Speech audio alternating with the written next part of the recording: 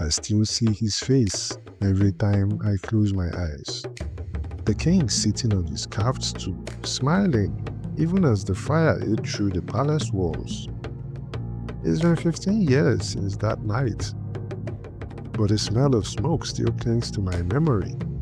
I was 16, a messenger boy from the village of Umonne, sent to deliver a basket of yam to King Obinna of Umuaka, the kind king everybody loved, except those who didn't belong to his land.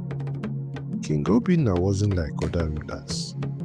He walked among his people, joined them in farming, and shared food with widows. His land prospered while others suffered. In Umuaka, the yam barns overflowed, streams never ran dry, and children grew strong. People said the gods smiled on him, but the neighboring villages hated him for it. They said King Obinna had done something to steal their blessings. They said he sacrificed to spirits in the forest, trading other villages' fortunes for his own.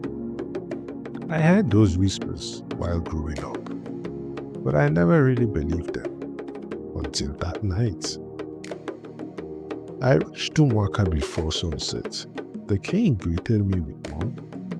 He looked tired but peaceful, as if he already knew something heavy was coming. The sky was strange that evening, red, as if fire hid behind the clouds.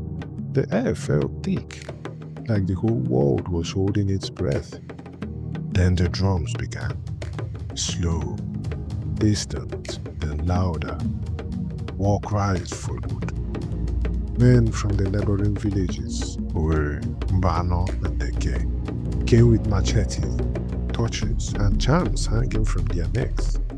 They broke through the wooden gates shouting, "Let the thief of blessing die tonight."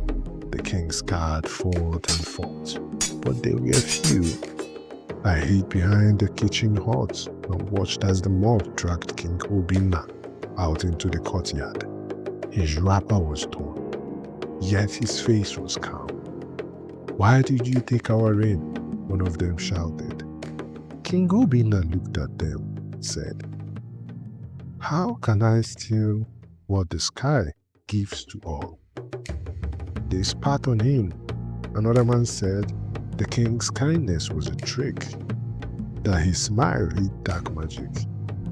They tied him to his own stool, poured oil over him, and lit their torches. The flames caught quickly, but King Obinna didn't cry out. He only said, "When you kill goodness, you invite hunger into your home." Then the fire swallowed him.